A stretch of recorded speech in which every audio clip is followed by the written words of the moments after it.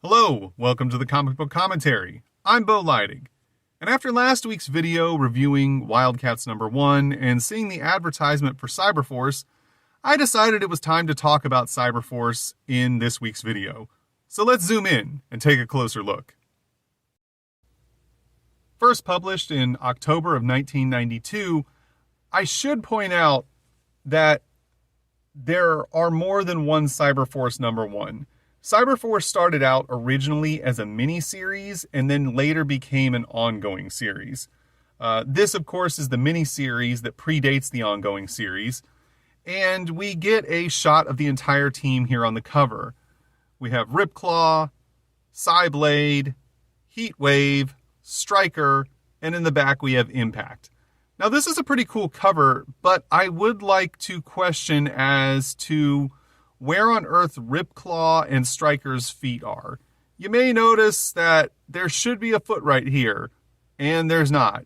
And there should be feet right here, and there's not. I don't know how Silvestri put this cover together, but I feel like he left some body parts out. Maybe on purpose, maybe on accident, but it seems a lot more like it's on accident. Artist, Mark Silvestri. Writer, Eric Silvestri. Letterer, Mike Heisler. Colorist, Joe Chiodo. Editor, Cynthia Sullivan. Color separator, Ollie Optics. Man, Joe Chiodo and Ollie Optics were getting a lot of work in the early days of Image. This is one of several comics that I've reviewed so far on this channel that those two have been working on. That's impressive. They were cashing checks. Over here, we get another one of the entry forms for Image Comics #0, and with the coupon on the reverse side. If you'd like a breakdown of exactly how this scam worked, please take a look at my video for Youngblood #0. I go into a full explanation in that video of all of the hoops you had to jump through to get that comic book. Here on the first page, we get a large headshot of our first character, Velocity. She's being chased through an alleyway in New York, and I should point out that she is a mutant who is not too dissimilar from Quicksilver from X-Men. She can run really fast. And I should also take this time to point out that every single member of Cyberforce is a mutant. And that's actually one of the bigger criticisms that Cyberforce faced when it was first released, in that it's highly derivative of the X-Men. And that criticism is not unfair. As much as I like Cyberforce, I cannot deny the fact that it is very, very similar to X-Men and has characters who are very, very similar to characters in X-Men, as we will see as the book goes on. On the next page, we see Velocity jumping over a fence, running past a homeless person who yells at her, and then we see the fence explode as heavily armed troops bash through it. And they are led by our next character, Ballistic. Ballistic is a member of Cyberdata. Cyberdata is a large multinational conglomerate corporation who is responsible for creating all of the cyborgs that we see in this book. Basically, Cyberdata is trying to conquer the world, and to accomplish this goal, they are capturing mutants and enhancing them with cybernetic implants to use as soldiers for their upcoming war. On the next page, we see that this is all being observed by a member of Cyberforce named Ripclaw. Ripclaw, whose actual name is Robert Bearclaw, is a First Nations / Native American, depending on what country you're from. That will depend on which one of those terms you use. I'm from America and actually prefer First Nations. I find it to be a more accurate term, but it's neither here nor there. Ripclaw is Very, very similar to Wolverine in his character and in his demeanor, though his power sets are probably closer to that of a mix between Wolverine and Lady Deathstrike, with a little bit of extra stuff thrown into the mix. We see a really nice close-up of his face and his inner monologue of what he's observing and what his intentions are as far as intervening in this situation. On the next page, we get this awesome 2-page action shot of Ripclaw jumping off the top of a building. Really great shot. I'm so happy that Marc Silvestri made this in 1992 with the foresight that in 2022, I'd be making a video about this book, and it would be really nice for me to not have to worry about it being vertical instead of horizontal. This is just an overall terrific action shot. We get the really cool close-up perspective of Ripclaw jumping from the building, claws out. He has long finger-bladed claws. Again, not too dissimilar from Lady Deathstrike. And I'd also like to point out how great the perspective is in this shot. Lots of off-page vanishing points being used here. A lot of really cool, perspective showing the height of the buildings, where he's coming from. The only criticism I have really is that the lightning bolts seem a little out of place and a little bit kind of, cartoony by comparison to the rest of the image. But overall, it's just terrific. I can't say enough good things about Marc Silvestri's work as a whole.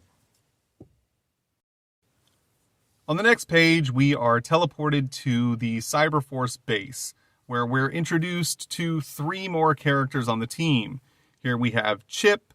He is accompanied by Heatwave as they operate on what is not the X-Jet / Blackbird from X-Men, but it sure does look like it, and they're being assisted by a child named Timmy. I would like to point out that this is not the same Timmy from Pitt. Even though they are both children named Timmy, they are 2 separate characters. Heatwave is being contacted by Ripclaw, who is asking for assistance to help out with the situation that he is dealing with and help him save the mutant girl who is running for her life.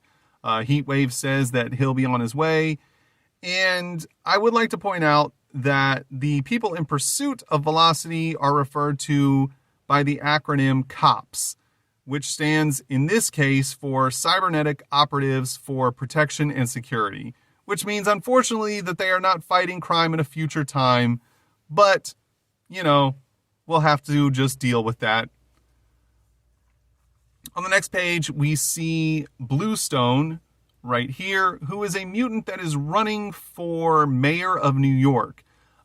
This is apparently a very controversial and dangerous thing, as mutants in this universe, just like in X-Men, are unfortunately not looked upon favorably by the public. Again, I do have to kind of fault the Silvestri brothers for taking one of the most, definitive storyline aspects of X-Men and recycling it into this comic. It was unnecessary. I mean, it works. It's fine. It's a good premise to use, but, X-Men was one of the hottest books in the world at this time. It was crazy how popular X-Men was. And for them to think that they were going to, recycle one of the major plot points from that book and use it for this one, it's odd to think that they were of the mindset that nobody would call that out. And of course, he is being protected by the next member of the team that we're going to be introduced to, Stryker, as Stryker notices that there is an assassin with a sniper rifle about to take out Bluestone. Here we see that Stryker quickly jumps into action, getting in between the bullets and protecting Bluestone from being assassinated. The bullets, of course, bouncing off of his cybernetic implants. However, just because they ricocheted off of Stryker doesn't mean that they didn't hit somebody else. I'd also like to point out, while it is established that Bluestone is a mutant, it is never established in this book whether or not he has any type of mutant powers to speak of. He might just be blue, and that's the end of the story, which, I don't know, it seems like, okay, he's blue, but, I don't know why people would necessarily use that as a means to hate him for, I guess. Again, it's kind of working on the whole mutants are an allegory for racism, and that's fine, but still, he's not weirdly powered or anything. He poses no real danger to humans. Here we see that Stryker has quickly taken out the assassin that tried to kill Bluestone, but unfortunately, he's not acting alone. We see other gunmen jump up from the crowd, which Stryker sees and quickly starts to take out. However, one of them jumps into the crowd and Stryker can't get a clear shot at him. So here on the next page, we see an advertisement for Bow and Board, which was a company that sold original artworks from different comic book artists, such as the ones listed here: Mark Silvestri, Dale Keown, Eric Larson, Paul Mounts, plus other artists. And after that, we see one of the assassins trying to make his escape from the banquet hall and firing back into the banquet hall at anyone who may be pursuing him, when he is suddenly cut off by none other than the next character introduced in this comic, Cyblade, who, if you're wondering, yes, is almost identical in her character description and powers as Psylocke from X-Men. God, I really wish that there wasn't so much blatant copying of ideas from X-Men in this book. So we see that she tells the would-be assassin to surrender. He decides to instead press his luck, but I don't think that's actually going to work out very well for him. Well, what do you know? It looks like I was right. That didn't work out for him at all, as he is quickly dispersed with by Cyblade. We then see the last of the terrorists who are trying to get away in a Chevy Astro van. As they drive down the alleyway, they see in the distance that there is a very large man running towards them at high speed, and he is not veering off. This, of course, is the last team member we get introduced to in this book, and that's Impact. Impact is kind of the generic, big, super huge, strong guy of the group. Kind of reminds you of a little bit of a mix between... I don't know if it's supposed to necessarily be Colossus and Strong Guy, but that's what he kind of reminds me of. Both of the terrorists do bail out of the van before he just bashes right through it. And of course, it's an early model, or an early 90s model of GM van. It was never going to stop him. We see here on the next page that despite having their van run through by this guy, the last assassin somehow believes that he's going to take on Impact with a gun. Impact, of course, tells him that that's a really bad idea and that he should put that gun away.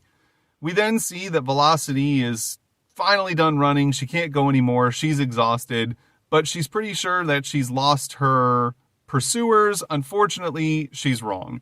Cyberdata has been able to cut her off, and now they're going to take her back to their headquarters to experiment on her. Or at least they thought that's what was going to happen, because as it turns out, they were cut off by Ripclaw. In the middle of the book, we get a 2-page ad for Batman Revenge of the Joker, which was a video game produced by Sunsoft. This was a really fun game. I played it, I believe, on both the NES and the SNES. Sunsoft is a company I miss so much. I wish they were still around today. They made some really cool games. And even the games they made that weren't necessarily all that great were still super memorable. I kind of hate the fact that there aren't the vast number of video game publishers that there used to be. And I would love to see Sunsoft come back in some capacity, but I know it's never going to happen. It's unfortunate. Here on the next page, we get an action-packed sequence of Ripclaw just going full ham. Very much like Wolverine, he is not at all concerned about killing his adversaries. We see him stabbing this guy directly through the chest, going through the air, slashing everybody. I'd like to point out in this scene where you see him stabbing this guy and his claws are exceptionally long, that is one of Ripclaw's abilities. His claws are not set at a finite rate, or length, I should say. He can grow them, but this is about the full length that they can grow to. They can only go about double what their normal length is. He then tells Velocity that she should have taken this time to escape rather than stand around. She wanted to thank him, but he tells her that this is no time for thanks. As we see in the background, another squadron of troops is headed their way. Here on the next page, we see that squadron is being led by Ballistic. Ripclaw, while wanting to fight, realizes at this point he has to get Velocity to safety. He tries to climb a fire escape to get away.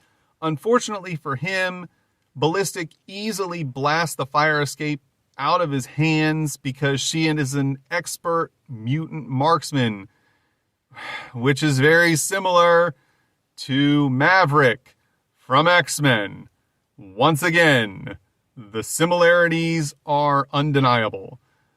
This results in Ripclaw falling to the ground, taking a big hit. Things are looking bad, but then the cavalry shows up and Heatwave hits the group with a huge plasma blast that takes out tons of the troops. And this is a really cool action shot.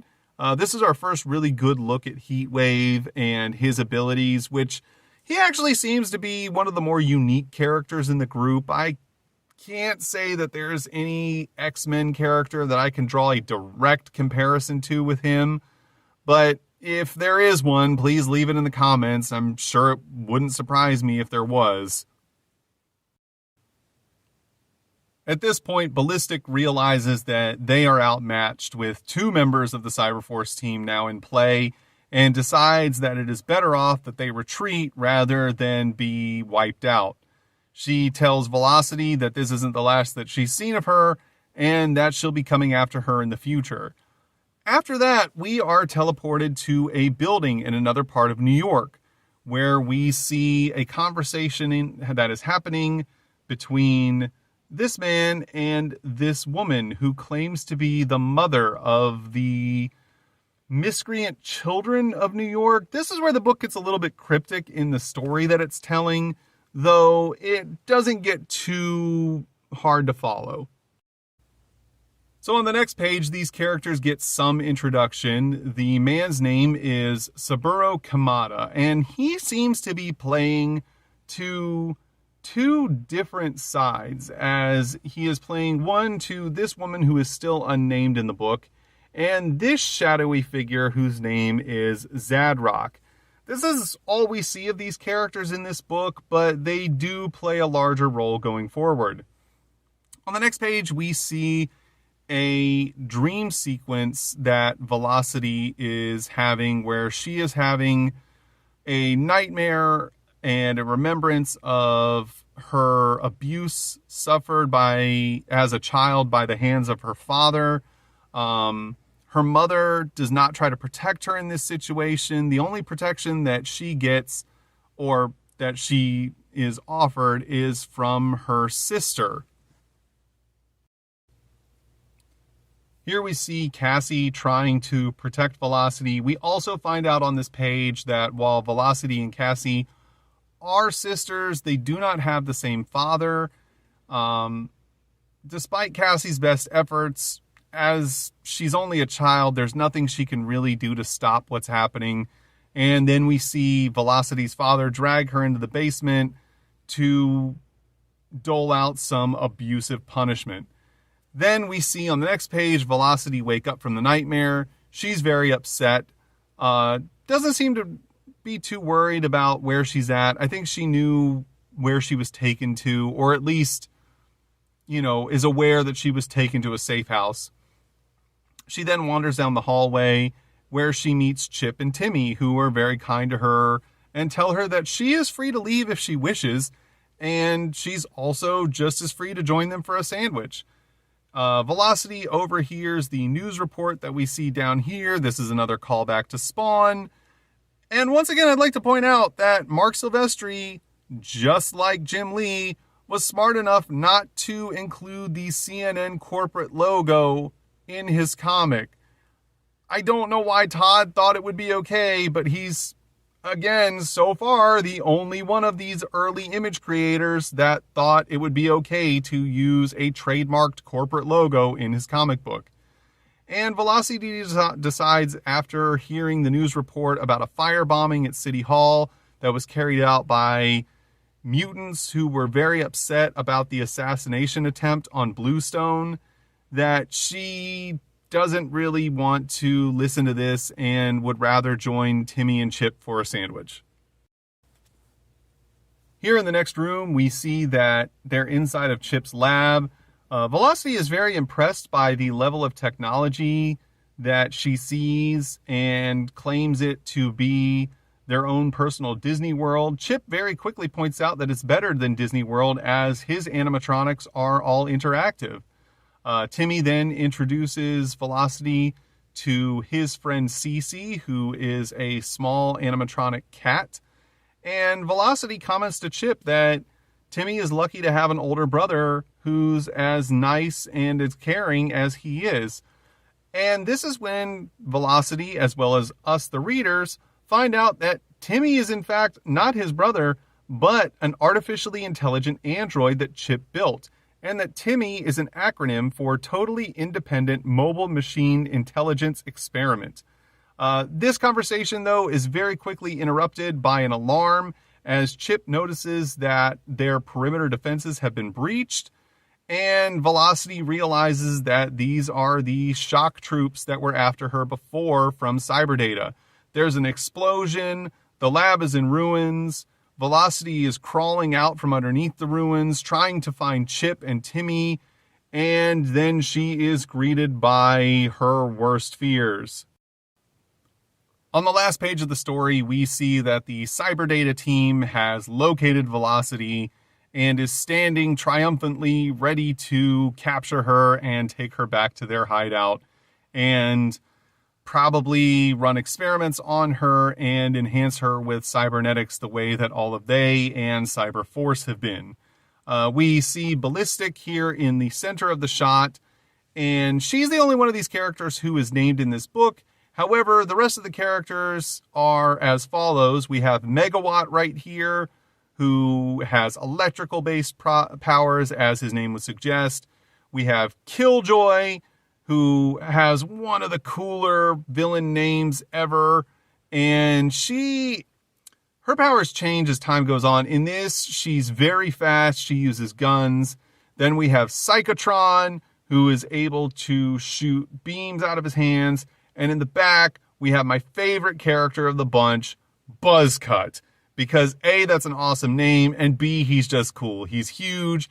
He's got 3 cybernetic arms on one side that all have blades. He's got a buzzsaw and a chainsaw and weird triangular saws that don't make sense, but they don't have to because he's awesome and he's just cutting up everything.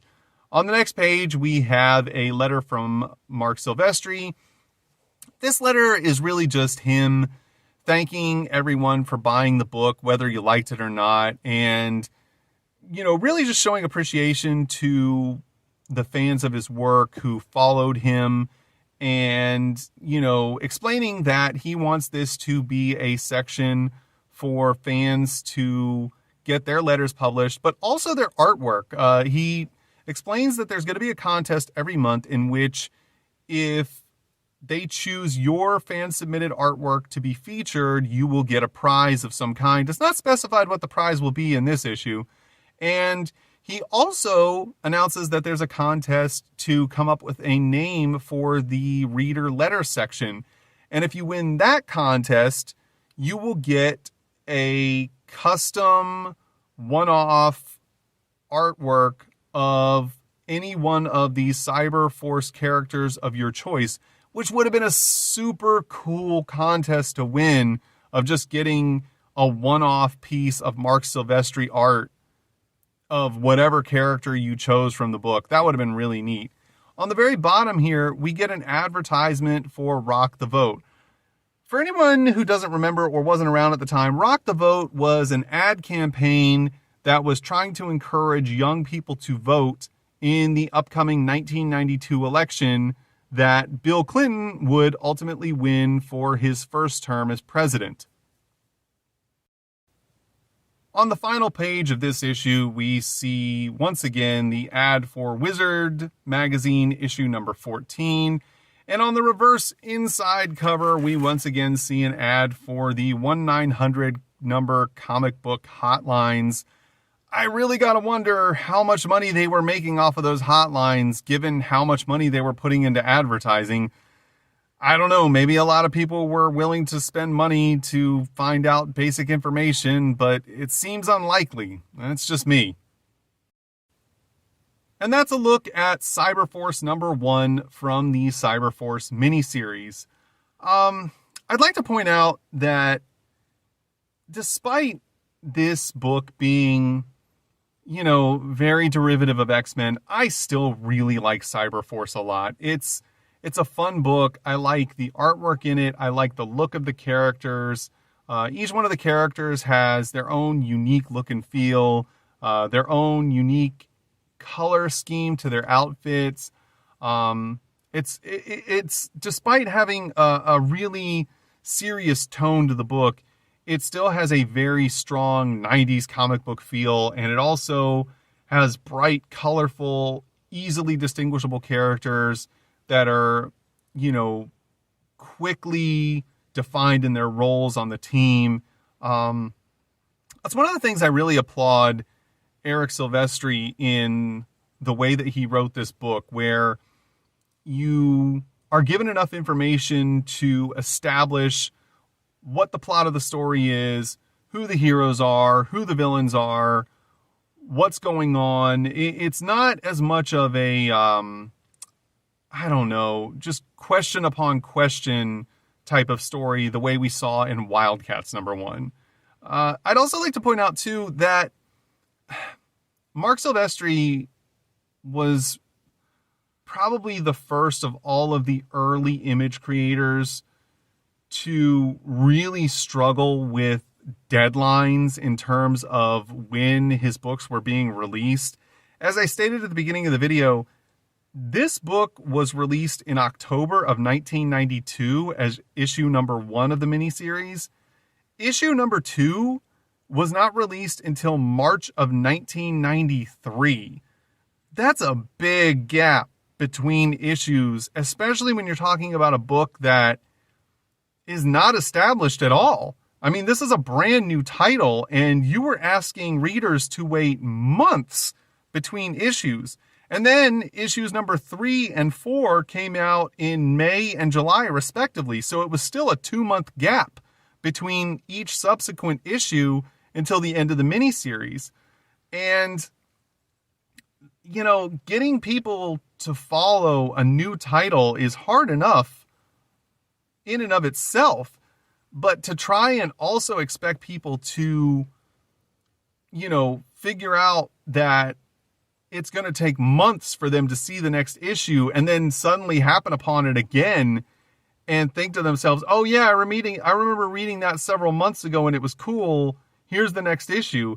That's a big ask. That's a tall order to expect people to do that, and may have contributed to a lot of the struggles of Cyberforce gaining the popularity that other books had, which it never really did. But like I said, I enjoy it. It's a title that I've followed for years, and, on the rare instances where Cyberforce makes another appearance, I'm always there to buy the book. If you enjoyed today's video, please feel free to like, comment, or subscribe. I appreciate you stopping by. We'll see you next time. Have a great day.